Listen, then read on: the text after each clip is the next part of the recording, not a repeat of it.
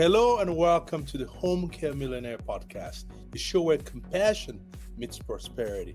I am Paul Tembande, and Joan, my wife, is away right now. We're honored to be your host today.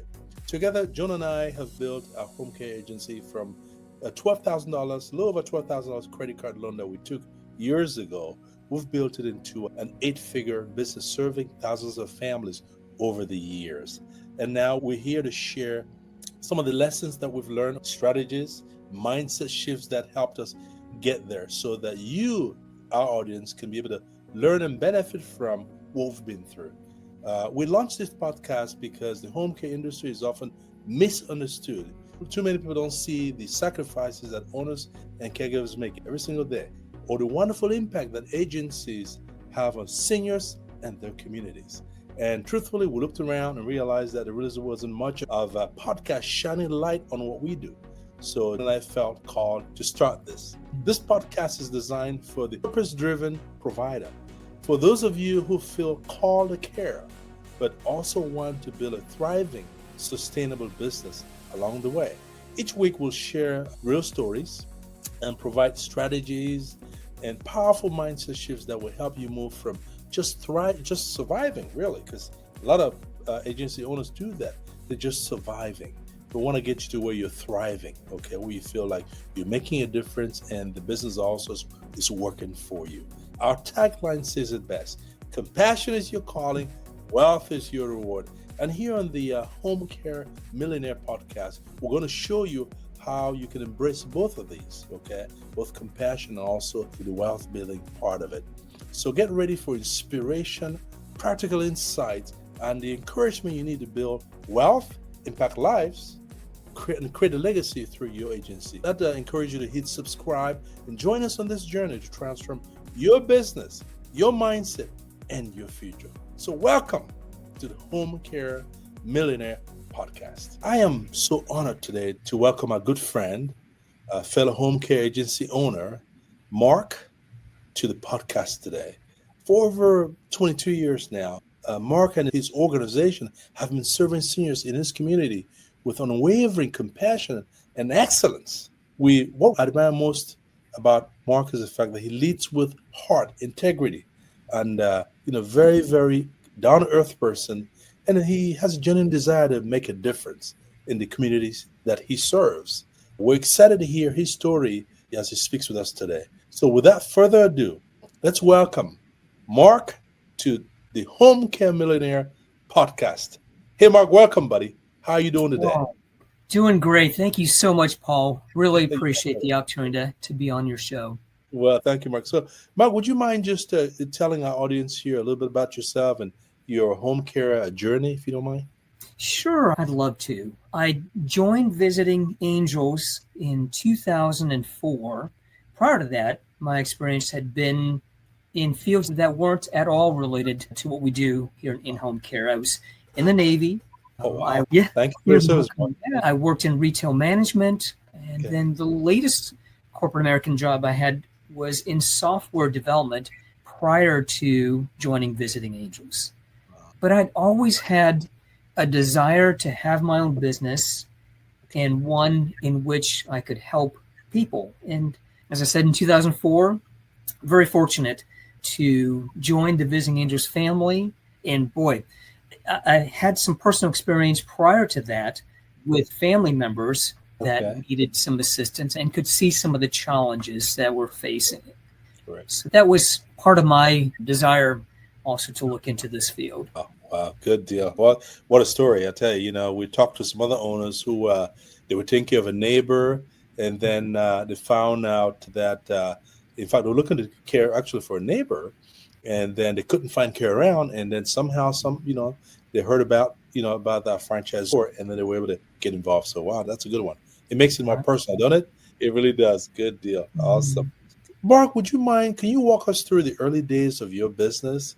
What was your journey like from starting out to seeing it become the success that you've been able to create over these 22 years?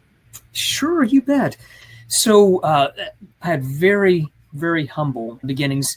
I started out in a spare bedroom back when you could still do that. Every morning I would have a staff meeting with me, myself, and I, There you go. I pretty much wore all the different hats, and it was very eye-opening in the beginning, all the different things that needed to be done, even with a fantastic franchisor like Visiting Angels helping to back us up and such. But yeah, wearing many different hats, marketing, HR, billing, invoicing, all the different things that I know that you and Joan had to. Thank you. Yes.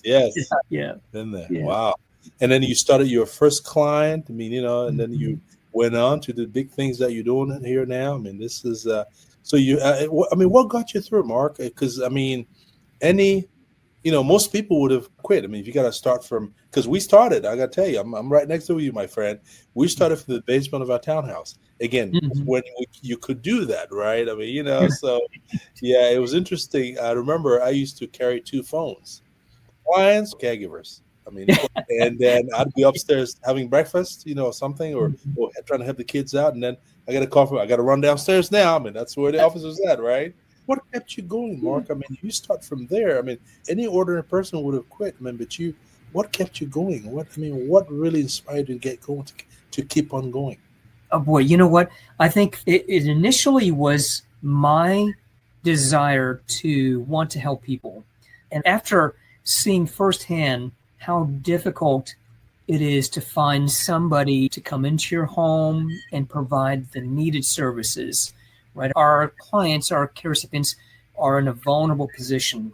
They rely on professional help like our caregivers just for daily activities. And so that initially kept me going. But then as I got to know my caregivers, working with them, seeing the dedication that they have, well, they don't really do this for a paycheck, right? I mean, they really do out of a desire to help and want to help seniors and the families. They're so appreciative of the efforts that you put forth.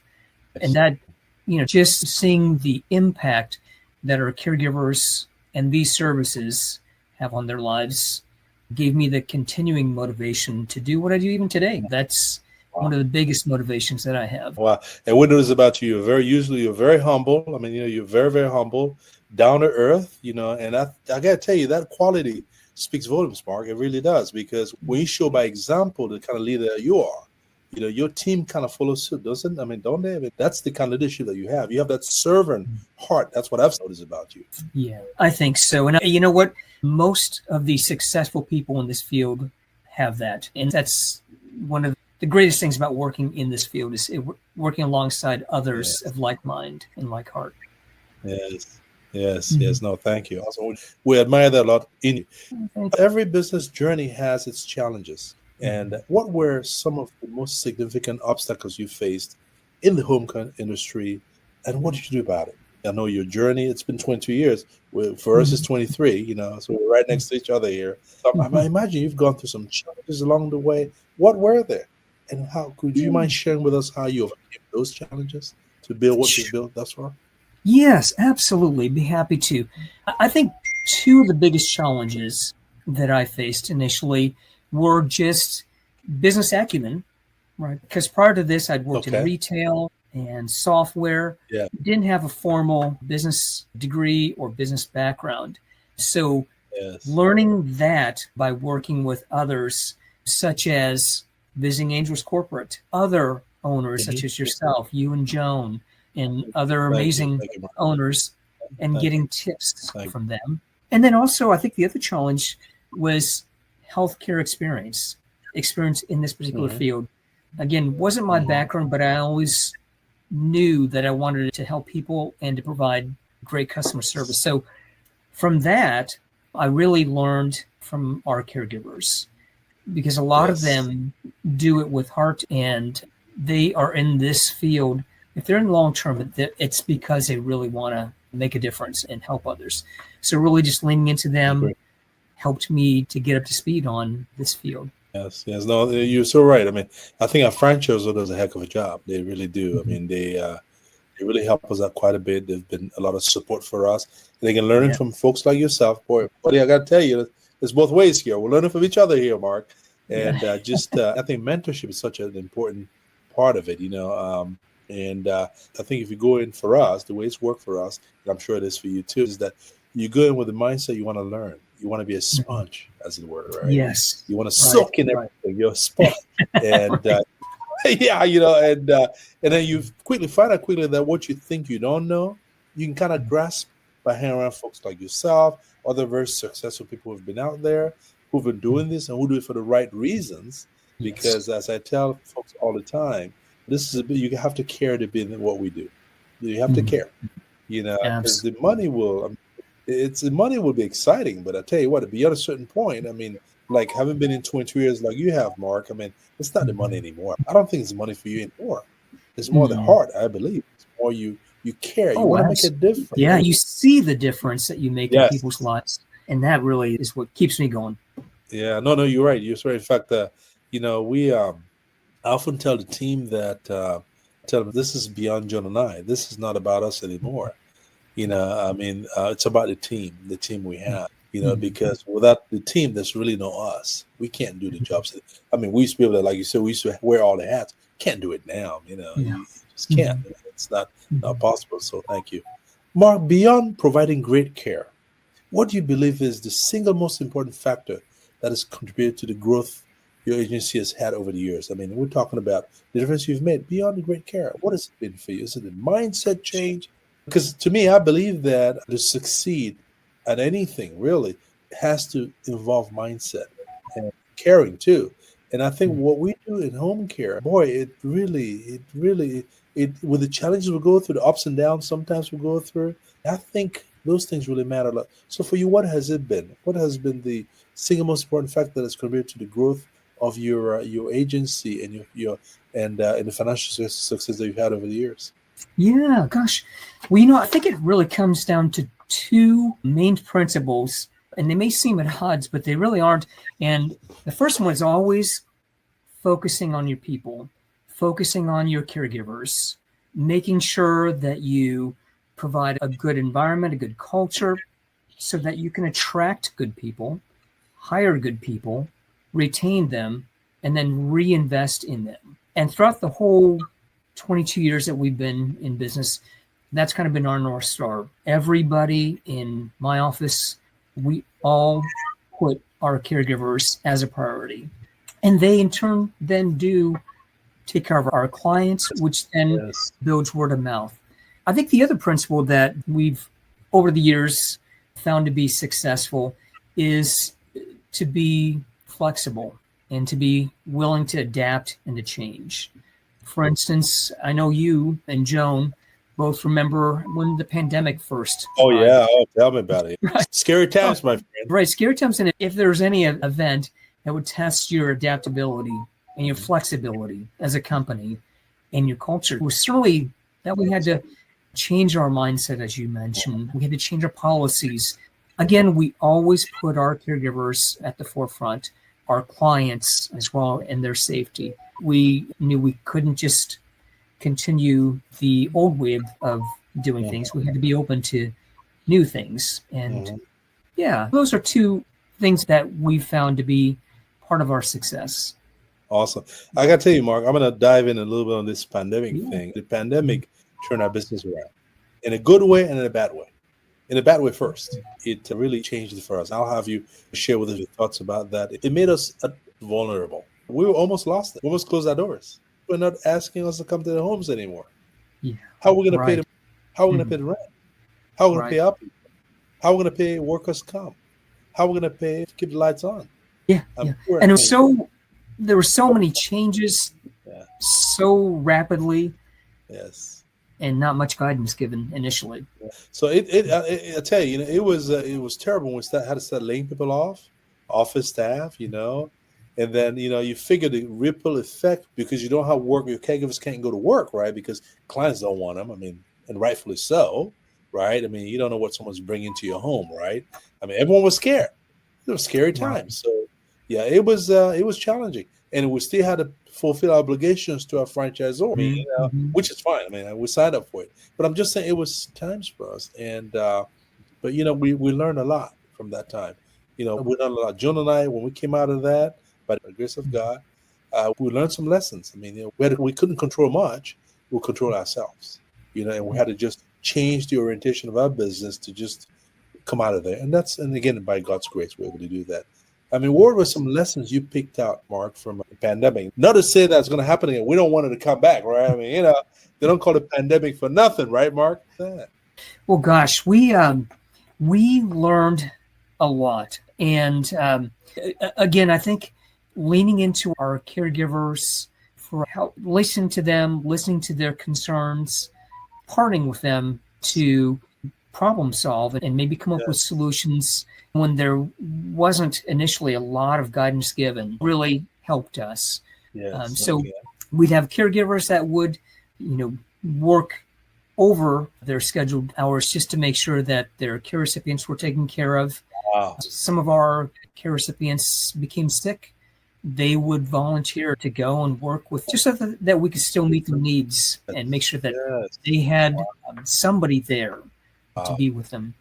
Wow. Yeah. What heroes, man. I mean, you talk about people being selfless. I mean, a caregiver leaves their family, puts their life in jeopardy to go take care of a client. And that's something. I mean, that's what we're talking about, Mark. Yes. Unsung heroes, aren't they? I mean, there's unsung heroes here. They are. And what a blessing for us to be working in a field with people like that. Yeah, exactly. No kidding. Yeah, no. That's to me, when you talk about, being a person of faith, I'm sure you are too, Mark. You look at, that's what you talk about, taking care of your neighbor, right? That's what it's all about. That's the love. That's love exemplified. That's caring. Folks remember that. They really do. Yes. Awesome. Hey, Mark, for someone who's just starting a home care agency, what is one piece of advice you would give them to help them avoid pitfalls and get on the right track to succeeding, to making sure that they have a successful agency that has a longevity like you've been able to accomplish? What would you say? Sure. Oh, you bet. So I'm going to sound like a broken record, but two things I'm going to recommend. One would be to focus on their people. Again, to make sure that they are approaching, bringing on their caregivers with authenticity, and make sure they don't feel like they're going to be just a number as they come aboard with the organization. And make sure that they really invest in developing and training their caregivers. Then the second thing is there's such a wide variety of options now as compared to 20 plus years ago. Now, I'm sure you and Joan probably can attest to this, where there's a lot more digital advertising, digital marketing options. But what I would say is don't forget the face-to-face marketing opportunities and form those relationships. Go and see the referral sources in your area and make sure that they see you, that they see your face and know you as an individual. Yes. That's and especially initially, that's going to pay big dividends in being able to form those relationships that you're going to want longer term. Wow. No, thank you, Mark. That's awesome. Excellent advice there. In fact, and Mark, I'm going to also ask you, for a lot of folks, we have a lot of existing, folks who've been doing this kind of work in home care for a long time, and they're not having any traction. What would you say to those people? I mean, what pieces of advice would you have for folks who have been doing this, but they're sort of not being successful, if you will? Well, again, go ahead. Oh, I was going to say, again, I would reemphasize your people. Even as a more mature care agency, I think we always have an opportunity to continue to make sure that we're focusing, building up our people, and providing training and mentoring and encouragement so that they can continue to grow. Awesome. Yeah, as far as the marketing, though, I think maybe we're a difference between someone just starting out and someone who's been more established. You probably already have a lot of those relationships in place. I think continuing to just strengthen them, look for areas where you can work together. Have seen over the years more and more partnerships between different organizations, such as in-home care or home health, assisted living, care managers. So if there are geriatric care managers in your area, working with them to build out some of those partnerships with the goal of providing the best service for your families. Anyways, those would be areas that I would work on. Awesome. In fact, based on what you've just said there, Mark, you would not tell them to throw in the towel, right? I mean, no, don't quit. Don't quit. I mean, there's enough out there for everyone. You just got to change a few things. A few tweaks here and there would help. And that's the message of the podcast here. We'll let folks know that one of the good things I like about what we do, Mark, is that you cannot outsource what we do. You cannot outsource it. You can't get a robot to do what we're doing. I mean, you know what I'm saying? So, I mean, you know, that may come some year, but right now it isn't, right? So we're going to enjoy what we can. And then we also are in an industry, Mark, where the need for what we do is growing every year, isn't it? I mean, you got the baby boomers coming along, so there's going to be more of what we need, the service we provide. There's more of a need for it every time. And I think that if we just put our heart where it matters, on the customer, on the client, on our caregivers, like you talked about so well, Mark, if we put our eyes in just making sure that they're taken care of, we'll be taken care of. You know, I mean, that's what I like to always talk about. It's just put your eyes on the client and our caregivers. Just love on them. Yes, absolutely. Love on them. Provide the services that treat them as you would want to be treated. Do the right thing. Yes. Right. I mean, you know, and you know, I think if we do that, you know, I think it's all going to work out fine. You know, down the road, I would say. Wonderful. Thank you so much, Mark. Thank you, Mark. Looking back at your journey, your entire, which has been a very fruitful one, what would you say is the most rewarding aspect of being a home care agency owner? You know, I mean, because I'm sure there are many, but what would you say, what you know, from your long journey of doing this work that we're all involved in, what would you say is most rewarding to you? Well, I think the most rewarding is when you come back home at night, you feel good about what you've done. You feel good about the impact that you've made for your caregivers, with the families that you're serving. You get the feedback from the community. It's always nice when you're out and about and someone comes up to you, maybe they see your visiting angel's vehicle or run into one of your caregivers and they say, hey, you know, just want to let you know that we really appreciate what you do for our community. Our mom or our dad couldn't be living at home unless they had the help. And that is more reward than anything monetary or anything else that I can think of. Wow, thank you. I feel the same way. I think the difference maker that we are, and our team is it's its own reward in a big way, isn't it? I mean, you make a difference. You feel like you've touched one life. You've made a difference in this life here. And I think in many cases, Mark, I'm sure you're going to agree with me on this, we tend to help people extend their lives. I mean, I don't know if you can prove that, but I'm sure that, right? I mean, they get to think about it, they get to stay in their own homes, right? I mean, they get to be there. And of course, that's the best place for them to be, not in a hospital or some facility. I mean, in fact, they're in command, right? I mean, you know, they write the check, right? The kids, I mean, that has a lot to do with how they view life. They're more still in control. And I believe that it does extend their. I mean, it sure does. It sure does. There's been countless instances where maybe they had a hospice, you know, estimate of maybe just a few weeks or so. Yes. But we continue to care for them for years. And, there you go. They've told us, the families have told us, it's because they enjoy life more at home with somebody coming and helping versus being in a facility, for instance. That's right. That's right. Yeah. Awesome. Good deal. Thank you. Well, Mark, I think the last question I have for you is about great caregivers. I think you've alluded to that here. What is your strategy for recruiting, retaining the best talent in such a competitive market? Because I would say all our markets are competitive, right? So what are some strategies that you use to be able to attract the great talent that help you serve these wonderful clients that you have? Well, I think our approach is less about maybe a business-like approach when we're trying to look for good caregivers, and instead trying to get to the authentic self that they are, letting them know about our culture so they can decide too if this is an organization they want to join. We use the opportunity to interview and to visit with them to find out who they truly are and whether or not their interests are truly for the service that they're providing. And that's, you know, it's one of those where we're always trying to adapt because, as you mentioned, there is competition for our caregivers, very much in demand. And not even just within our own industry, but within you're right. that are adjacent to ours. Yes. So our goal is to really get to the caregivers who have the true heart and the true good intentions to care for the clients that we have. Good deal. Thank you. Well, Mark, I think we've come to the end of our show here. Are there some parting nuggets, if you will, some things we haven't touched on that you want to share with the audience here? I mean, it's your chance to be able to share if you have those parting words. I mean, words of encouragement, inspiration, or whatnot that you want to share. Please, the floor is yours.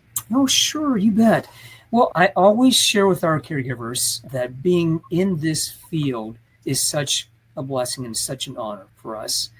Oftentimes, we are there to provide companionship that maybe they wouldn't get otherwise, the care recipient, because maybe their sons or daughters are in other states. We're the eyes and the ears for the family, and by that we give them great comfort. Sometimes we're the last people that they see or that they have a chance to speak with. And so I guess my wisdom would be to keep that in mind as you are looking at potentially working in this field, and to maybe try to share some of that with your people, with your caregivers, office staff. Yes. That's what's kind of helped guide us through our journey. Awesome. Thank you. No, that's awesome, Mark, especially with the office staff, the whole culture, if you will, right? I mean, the office, because if they all buy into that, boy, I mean, I'll tell you what, you ain't got no competition, I'll tell you that, because no one is selling that. You know what I'm saying? I mean, you have that caring heart and all of that, do the right thing heart. No one. Most people don't do that. They talk a good talk. They walk the talk there. That's the issue.